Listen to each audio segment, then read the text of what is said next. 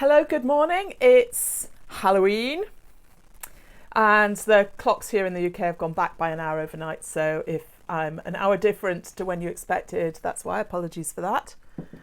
I've had the most amazing week, lots of positive stuff going on. I've published an interview on dyscalculia.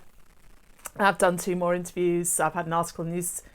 And I could talk about any of that, and I will try and come back and talk about some of those things in future live streams. But apologies to my international viewers. We're at a bit of a pivot point in UK education politics. All sorts of things are changing quite quickly, and I'm going to focus on policy issues in maths education today, just because we've got this new Secretary of State for Education who's introducing new things, and if nobody talks about this, sorry Mahmood, I can't sponsor you. If nobody talks about this, then things aren't going to change for the better, because no one will actually know what's going on. I've corresponded with Nadeem Zahawi before on when he was minister responsible for nuclear energy, so I will write to him and ask him to read this.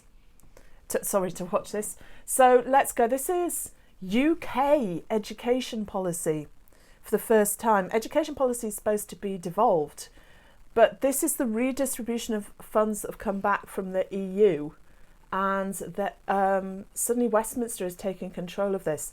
So there were some normal education points in the budget which were just for England. So he said, Rishi Sunak said that funding for each pupil would return to 2010 levels.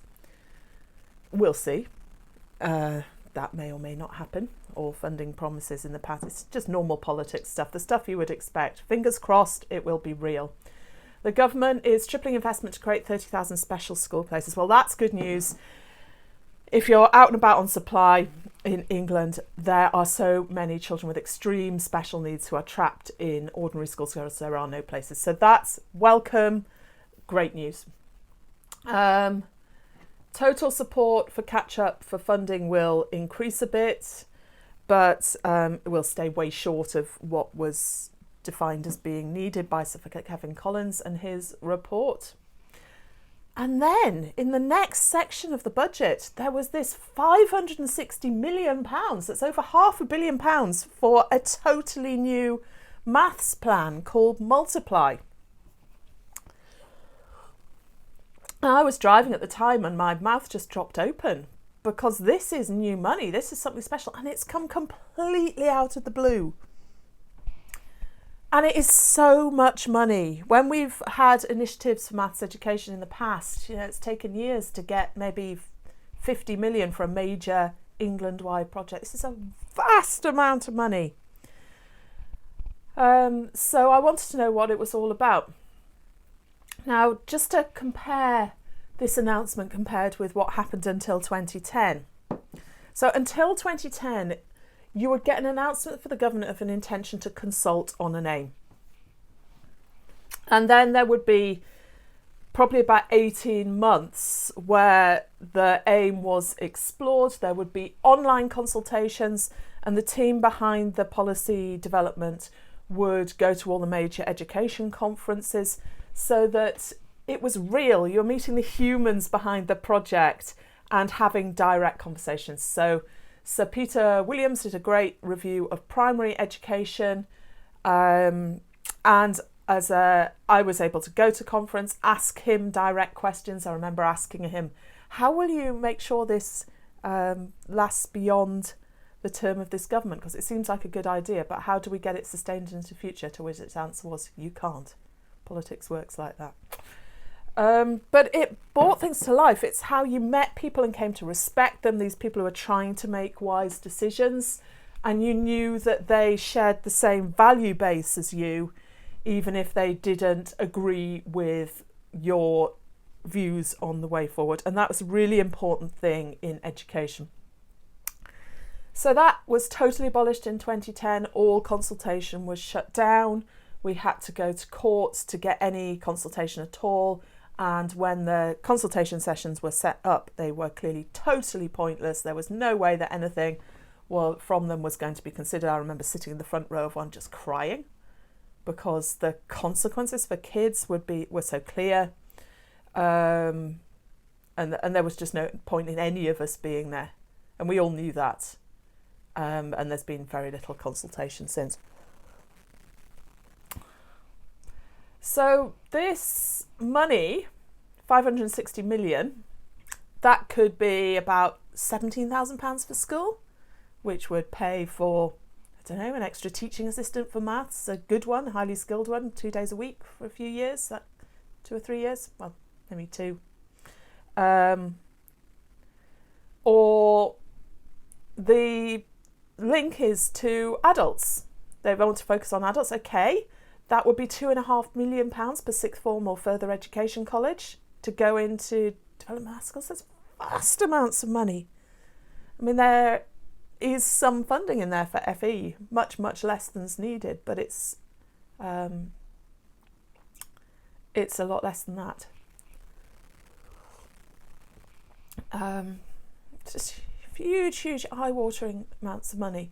So what's actually going to happen? I've been trying to research behind the scenes.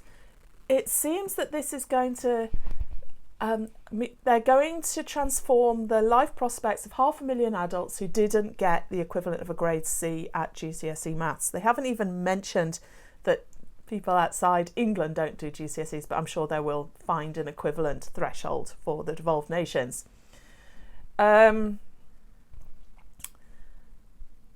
So these people are going to get access to an online teaching system, and they're going to get one-to-one online tuition. Okay, so 500,000 people, it's about £1,000 per person. So if you allow 10 million for an online tutoring system for those people, and then they would get maybe 40 one-to-one tuition sessions, something like that, with some money for oversight of that system as well.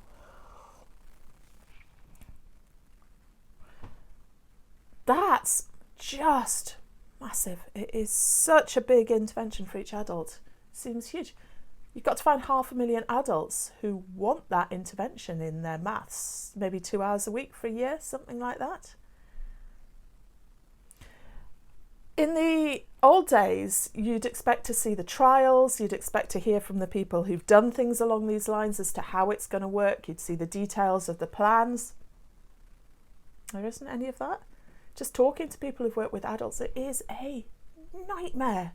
And the main thing is that an adult, but by the time they leave school, they've had about 2,000 hours of maths teaching that they've failed at if they've not managed to get a threshold qualification. 2,000 hours.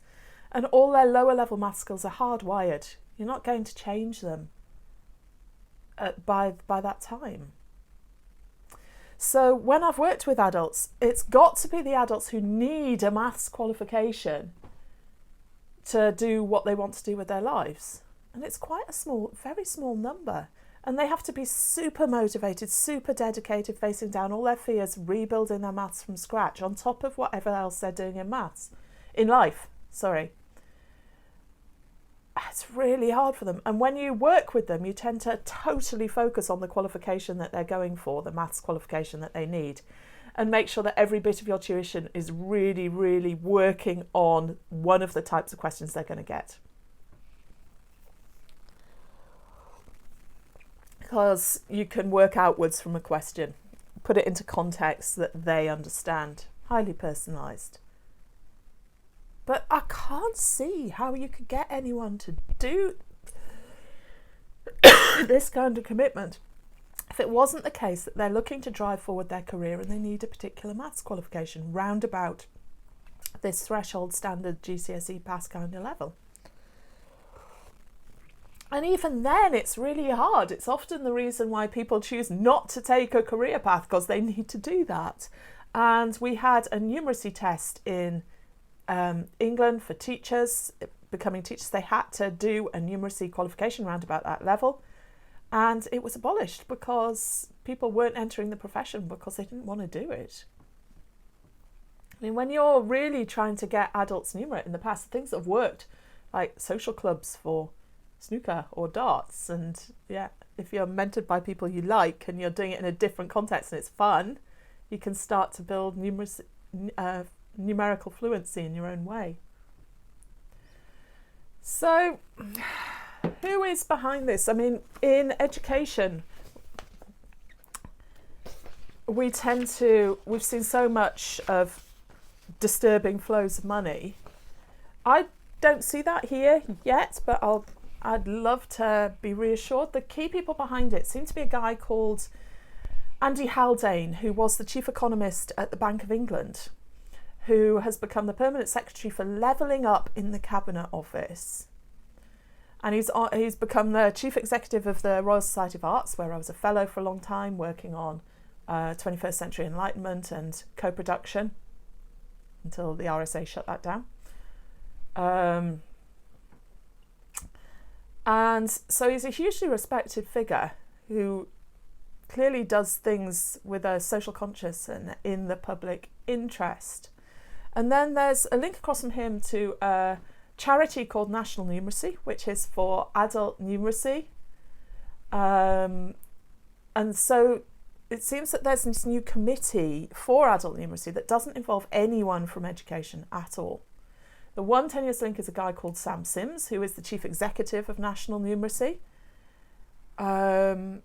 who's on that committee, but he's not someone with a background in education himself. He's just worked for an education charity. And then I've been looking through all the LinkedIn discussions for anyone who has a clue what's going on. And the only credible figure in maths education who seems to be linked to these people is a lady called Lynn McClure, who is very credible and is also linked to the National Numeracy charity. So that's the network of people. I don't know how involved she's been. I don't know how much she knows about any of this, but I noticed she made a comment congratulating it and being positive about it.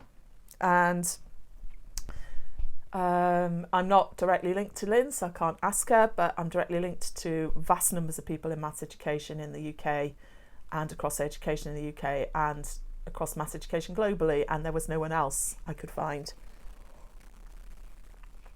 So I've sent LinkedIn requests to Andy Haldane, Sam Sims and Lynn McClure. Let's see if I can find out a little bit more, and if I do, I'll try and keep you updated on this forum. Please post your comments if you've got any comments or thoughts about this. I would love to hear positive comments, people saying, yes, my life was transformed because as an adult I got the maths training I needed, and I think this will work for people like me. And give an example of if you could give a description of how something like that worked for you, that'd be great. Let's try and keep this positive. And apparently the details of this scheme are going to be announced when it launches next spring, in spring 2022. I think that's about as much as I can say.